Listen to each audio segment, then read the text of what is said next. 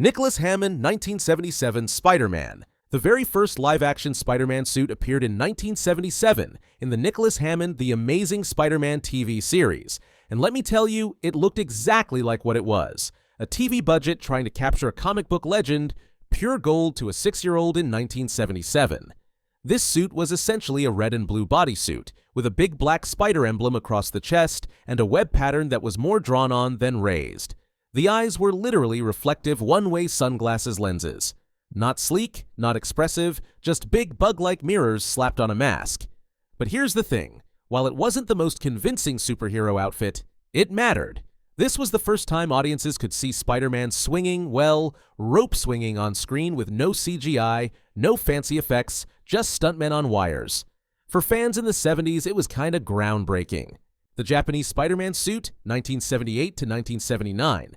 One of the strangest and coolest takes ever is the Japanese Spider-Man, also known as Supaidāman. Back in 1978, Marvel struck a licensing deal with the Japanese company Toei, who created their own live-action Spider-Man TV series. And while the show ran for only 41 episodes, it became legendary for how different it was. Visually, the suit looked almost identical to the classic Spider-Man design, bright red and blue spandex, bold black webbing, and a big spider emblem on the chest. At first glance, it was still very much Spider-Man, but the big twist was in the gadgets. Instead of mechanical web shooters or organic webs, this Spider-Man used a device called the Spider Bracelet. Not only did it fire his webs, it also let him summon his giant robot, Leopardon. Yeah, you heard that right. Japanese Spider-Man had a full-on mech. Where was that robot when we lost Tony? And the man behind the mask wasn't Peter Parker at all. This guy was way cooler than our virgin nerd version. This version of Spider-Man was a full-throttle Chad, Takuya Yamashiro, a motocross racer who got his powers from an alien. So while the suit kept Spider-Man recognizable, the backstory was completely reimagined for Japanese audiences. Fans who discovered this series years later fell in love with how wild it was. Takuya even called himself the emissary of hell when he showed up to fight villains, which is honestly one of the most metal things Spider-Man has ever said. At the time, the show was seen as just a quirky spin-off. But in recent years, thanks to the Spider-Verse comics and growing fan appreciation, the Japanese Spider-Man has become a cult favorite. So while Hammond's 1977 Spider-Man looked awkward because of budget constraints, the Japanese Spider-Man suit proved you could stay faithful to the design while still pushing boundaries. And hey, no other Spider-Man has a giant robot on speed dial. Sam Raimi Trilogy, 2002 to 2007. The homemade wrestling suit. Jump to 2002, and Tobey Maguire's Peter Parker takes the stage. His first attempt at a costume wasn't exactly intimidating. Remember the wrestling debut scene? The red hoodie, blue sweatpants, ski mask, and spray-painted spider on the chest. This look screamed high school kid trying his best. And that was exactly the point. It was authentic to Peter's roots, scrappy, low-budget, creative. He even tried to call himself the Human Spider, only for the announcer to laugh and say, "That's terrible! The Amazing Spider-Man!" Just like that, an icon was born. The Raimi Classic Suit. Now, on to the real deal, the Raimi Trilogy suit. This is the one most people immediately picture when they think of Tobey Maguire's Spider-Man, the suit that won the hearts of every millennial in the world. It was a brilliant translation of comic book art into live action. Bright red and blue spandex, but with raised silver webbing that popped on camera. The lenses were sharp, reflective white, with a more triangular design than previous animated versions. The spider emblem was bold, stretched across his chest. This suit was practical but cinematic. And remember, in Raimi's universe, Peter didn't build web shooters. His powers included organic webbing, which meant the suit didn't have any built-in gadgets. It was purely a disguise. And yet, it became iconic. Ask a fan today, and many will say this is still their favorite live-action Spider-Man look. The black symbiote suit. By the time we got to Spider-Man 3 in 2007, Peter's wardrobe took a darker turn. The black suit, aka Bully Maguire. Now, fans expected something wild, a whole new design, maybe with tendrils or alien textures. Instead, what we got was essentially the Raimi suit, but recolored, the red and blue became black and silver, and the webbing still raised against the darker fabric. But don't underestimate it. The suit looked sleek, intimidating, and in context, it worked. Because this wasn't just a costume, it was a story device. The black suit represented Peter's corruption, the symbiote's influence, and his descent into arrogance. But in all fairness, Peter standing up to everyone who had bullied him in the past, while also being under the influence of the symbiote suit, was actually quite satisfying considering how he was unfairly treated throughout the entirety of the Sam Raimi Spider-Man movies. Say what you will about Spider-Man 3, but the black suit scenes are unforgettable. From the bell tower to Peter's darker transformation, it gave us a visual language for Spider-Man's inner conflict, and it set the stage for what every future version of Spider-Man had to grapple with. How do you make the suit not just clothing, but character development? The Amazing Spider-Man Duology. The first Amazing Spider-Man suit. When fans first saw Garfield's suit, reactions were mixed, to put it politely. This design took some bold risks. Instead of the classic bright red and blue, the colors were darker, almost muted. The webbing wasn't raised silver anymore, it was more printed onto the suit, and the spider emblem was stretched long across his chest. But the biggest controversy? The eyes. Instead of the crisp white lenses fans were used to, the eyes were yellowish gold, with a shape that looked more like sunglasses than comic-style goggles. Combine that with the sneaker-like footwear, complete with visible soles. And a lot of people joked that this Spider-Man looked more like he was about to rob a bank than save one. Still, there were defenders. Some argued that the suit felt more realistic, more street-level. It looked like something a teenager might actually piece together with spandex, sports gear, and tinted lenses. And the filmmakers leaned into that grounded vibe, giving Garfield's Peter mechanical web shooters for the first time in live action, which comic fans appreciated. But the criticism stuck. To many, this first suit just didn't feel like Spider-Man. It felt like Spider-Man's from Wish. The Amazing Spider-Man 2 suit. Then came 2014, and wow, what a turnaround. The second Garfield suit is often considered one of the best Spider-Man suits ever put on film. Seriously, even people who didn't like The Amazing Spider-Man 2 as a movie admit the suit was phenomenal. This redesign was much closer to the comics. The blue was brighter, the red popped more, and the webbing had more definition. The spider emblem on the chest was sharper but still stylish. And the eyes? Huge, white, expressive, and rounded, very reminiscent of the Ultimate Spider-Man comics. Fans finally felt like Garfield's Spider-Man looked like he'd stepped right out of the page. What's interesting here is how the suit itself reflected Peter's growth. In the first movie, his design was rough, experimental, almost awkward. By the second film, his confidence had grown, and his suit mirrored that. Cleaner, bolder, more heroic. Unfortunately, the movie's messy plot meant the suit didn't get as much attention as it deserved. But ask fans today, and many still rank Garfield's Amazing Spider-Man 2 costume above Raimi's and even some of Holland's. It was comic-accurate, cinematic, and stylish all at once. MCU suits. The homemade suit. Before the Stark tech came in, though, we got a quick glimpse at Holland's homemade hoodie suit during Captain America Civil War. This thing looked like a direct nod to the Scarlet Spider from the comics. Red hoodie, blue sleeves, goggles that could zoom in and out, and some athletic-style web shooters strapped to his wrists. It screamed creativity. This wasn't a polished hero yet, it was a kid in his bedroom throwing together scraps. But at the same time, it had more polish than either Tobey's wrestling outfit or Garfield's first attempt. And that fit Holland's character perfectly. He was smart, resourceful, and clearly inspired by other heroes. Even his mask lenses, which could change shape, hinted at the expressive eyes that would later become a trademark of his suits. Fans loved it. It was simple, effective, and instantly likable. The Stark tech suit. Then came the big reveal, the Stark-built Spider-Man suit. Tony Stark recruits Peter during Civil War, and along with that comes a full redesign. A sleek red and blue suit with black accents, a smaller spider emblem on the chest, and eyes that could narrow and widen expressively, controlled by built-in tech. This suit had everything. A full AI assistant, dozens of web shooter modes, from taser webs to ricochet webs, a chest-mounted drone, tracking systems, glider wings under the arms, and even instant reconnaissance tools. In short, this was Spider-Man turned into a mini Iron Man.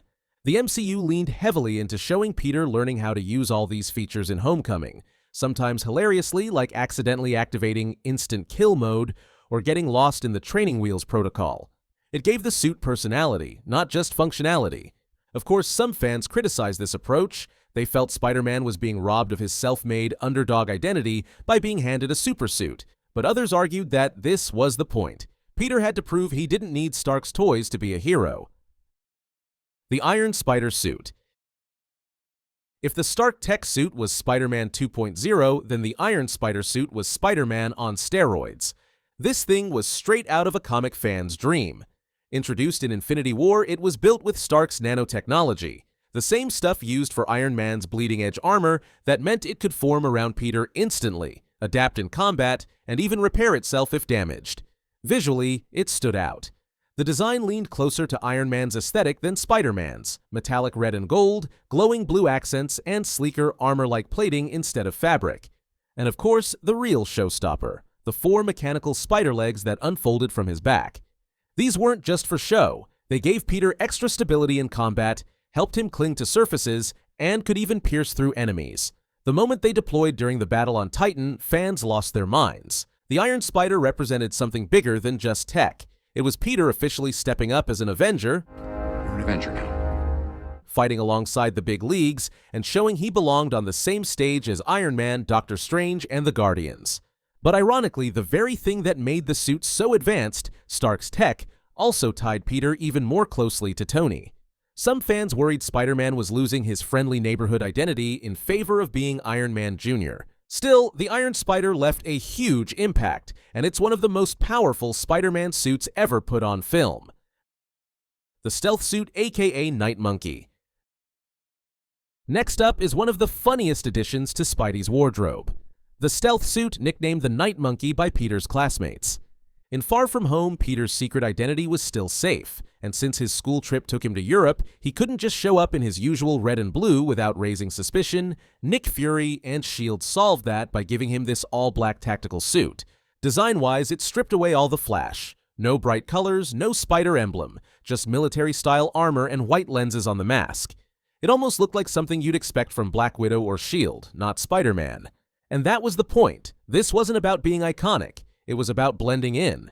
Of course, Peter's awkwardness made blending in impossible, and the whole Night Monkey joke spiraled out of control. But still, the stealth suit had its charm. It reminded fans that Spider-Man isn't just about flashy tech, sometimes practicality matters. And it was a clever nod to comic versions like Spider-Man Noir, who also rocked a darker look. The upgraded red and black suit. By the end of Far From Home, Peter finally got the chance to put his own stamp on his gear. Using Stark's fabricator tech, he designed what's known as the upgraded suit. This one swapped the usual blue for a bold black with bright red webbing across the torso. It was sleeker, sharper, and it gave Spidey a more modern vibe compared to the traditional red and blue. But beyond the color change, Peter also made key adjustments. Integrated web shooters for more precision. Redesigned glider wings that look tighter and more aerodynamic. Stronger fabric to withstand Mysterio's drone attacks. This suit symbolized Peter stepping out of Tony's shadow. Sure, he used Stark's tech to build it, but the design choices were his own. It was Spider-Man's way of saying, "I'm ready to be my own hero now." Fans loved the black and red look. Many felt it captured the comic essence while still looking fresh for the MCU. The black and gold suit. Next, we got one of the strangest suits in Spidey history. The black and gold suit. At first glance, it looked like some high-tech magical armor, golden circuitry glowing across a black bodysuit. But the truth was far funnier. It was just Peter's upgraded suit, turned inside out after it got splattered with green paint. The exposed wires and circuitry gave it that high-tech golden look, and while it wasn't intentional, it ended up looking incredibly unique. In No Way Home, Peter actually wore it while chasing down Electro and Sandman, and it even got some temporary enchantments from Doctor Strange. But ultimately, it was more of a situational design than a permanent upgrade. Still, it added variety, and it gave fans something new to geek out over. The classic handmade suit, No Way Home ending, 2021. Finally, at the end of No Way Home, after Doctor Strange's spell erases Peter Parker from everyone's memory, Peter is left completely alone. No friends, no Aunt May, no Stark resources. Just Peter. And that's when we see him create his own classic suit. This design was a love letter to Spider-Man's comic roots.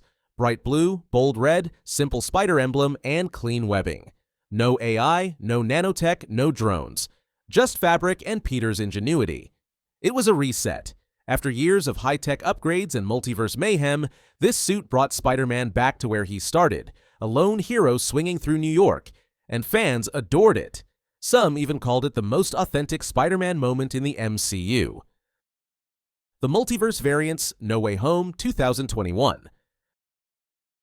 Of course, we can't talk about Spider-Man suits on screen without mentioning the big multiverse reunion in No Way Home. When Tobey steps back on screen, he's wearing the same Raimi trilogy suit, slightly aged, slightly worn, but instantly iconic. It was like seeing an old friend, and the fact that he still had his organic web shooters made his suit stand out even more among the others. Garfield also returned in his Amazing Spider-Man 2 suit, with those big white expressive eyes and sleek design. Fans went wild seeing him back in costume, cracking jokes, saving MJ, and redeeming his arc. Are you okay? Yeah, I'm okay. These cameos weren't just nostalgia. They reminded us how each suit tells a story unique to its Peter Parker. Raimi's organic suit showed his personal burden. Garfield's redesign reflected his pain and eventual redemption. And Holland's final handmade suit showed his growth into independence. Animated Spider-Man suits. While the live-action suits often grab the spotlight, Spider-Man's animated history is just as important. In fact, for many fans, the very first Spider-Man they ever saw was a cartoon. And across the decades, each animated series gave us a new spin on the classic red and blue. 1967 Spider-Man. We kick things off with the original 1967 Spider-Man cartoon, the one with that unforgettable theme song, Spider-Man, Spider-Man. The suit here was as simple as it gets. Bright red, bright blue, black webbing across the mask and torso, and a small spider emblem on the chest. The eyes were big white ovals, and the overall look was straight out of Steve Ditko's early comic designs. Of course, the animation quality wasn't great, sometimes backgrounds repeated, webbing would vanish between shots, and Spider-Man swinging was literally just the same stock footage recycled over and over. But none of that mattered. For kids in the 60s, this was the first time Spider-Man came alive on screen, and it cemented the look of the classic red and blue suit for generations. 1981 Spider-Man. Fast forward to 1981, and we got another solo Spider-Man cartoon. The suit here was very faithful to the comics, sticking with the bright red and blue color scheme, but the webbing was drawn thicker and the spider emblem was bigger and sharper. Animation had improved by then, but this series didn't really take risks with the costume. It was more about polishing what came before. The big difference came in tone. Peter was portrayed as older and more experienced, which gave the suit a slightly more heroic, confident vibe. Spider-Man and His Amazing Friends. Running at the same time was Spider-Man and His Amazing Friends, where Peter teamed up with Iceman and Firestar. The suit here was nearly identical to the solo 1981 show. Same red and blue, same bold chest emblem. But what made it stand out was the team dynamic. For the first time in animation, Spider-Man wasn't fighting solo. Seeing him in his classic suit alongside other heroes made it feel like a precursor to the Avengers cartoons decades later. Spider-Man, the Animated Series. Now we get to the big one, the 90s. Spider-Man. The animated series is still one of the most beloved versions of Spidey ever. The suit design here became the definitive look for a whole generation. It featured darker blue tones instead of bright light blue, a bold, clean red webbing pattern, a large round spider emblem on the chest, and a bigger one on the back.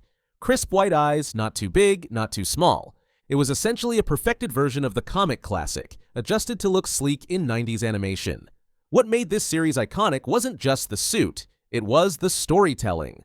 For the first time, we saw long-running arcs. The Symbiote Saga, the Clone Saga, even Secret Wars. And the black symbiote suit made its animated debut here, giving fans a taste of Venom's origin in cartoon form. To this day, many fans say this is their Spider-Man. And honestly, it's hard to argue. Spider-Man Unlimited. At the end of the 90s, things got weird. Really weird. Spider-Man Unlimited only lasted 13 episodes, but the suit design was one of the wildest we'd ever seen. Instead of the traditional red and blue, this suit was primarily dark navy, with glowing red web patterns across the body. It honestly looked similar to Miguel O'Hara's Spider-Man 2077 suit. The spider emblem stretched in a futuristic style, and the mask had sharper, almost mechanical-looking eyes. In the show's story, this suit was made of nanotechnology and gave Peter advanced stealth capabilities because he was fighting on Counter-Earth.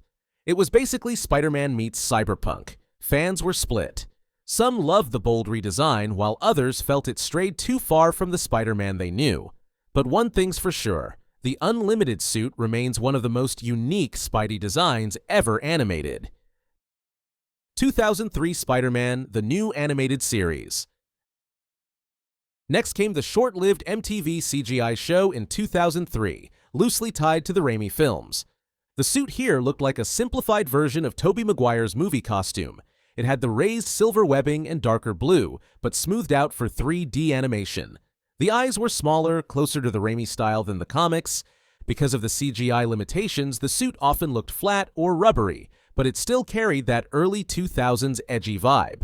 Neil Patrick Harris voiced Peter, which gave this version a cult following, even if the series only ran 13 episodes. This can't really be what you want to do with your life, is it? Because trust me, most of the guys I run into in this business, idiots. I'm talking morons, okay? The Spectacular Spider-Man. Ask hardcore fans what the best Spider-Man cartoon is, and many will tell you it's the Spectacular Spider-Man. The suit here was stripped back to basics. Clean red and blue, thin webbing, large expressive white eyes, and a smaller spider emblem on the chest. Nothing fancy, just pure comic book Spider-Man. But the animation style was so fluid, so dynamic, that the suit came alive in a way no other cartoon had managed before. Every fight scene looked ripped from a comic panel. And the storytelling? Top tier. This show nailed Peter's high school life, his rogues gallery, and his relationships, all while keeping the suit timeless. To this day, fans are still begging for a continuation, and the Spectacular suit is proof that sometimes less really is more. 2012 Ultimate Spider-Man. When Disney took over, they launched Ultimate Spider-Man, which ran for over 100 episodes. The suit design here was again very close to the classic look. Bright colors, clean webbing, bold emblem, but the art style was flashier and more cartoonish, with exaggerated proportions. This show also gave us a ton of alternate suits through Spider-Verse-inspired stories. Iron Spider, Miles Morales, Spider-Man Noir, Spider-Ham, you name it. If you wanted variety, Ultimate Spider-Man delivered. The series leaned more comedic, with Peter breaking the fourth wall constantly, but the suits kept it visually fun and faithful. 2017 to 2020 Disney Spider-Man. Next came another Disney XD series simply called Spider-Man. This suit had a sharper, more angular look with a slightly darker color palette and larger white eyes. The chest emblem was modernized, stretched longer, almost resembling Holland's MCU design. Story-wise, this show went bold with arcs like Doc Ock trying to take over Peter's body, and the suit reflected that slightly darker, more tech-heavy world. Spidey and His Amazing Friends, 2021 to present. Finally, we get to the most recent series, Spidey and His Amazing Friends, aimed at preschoolers.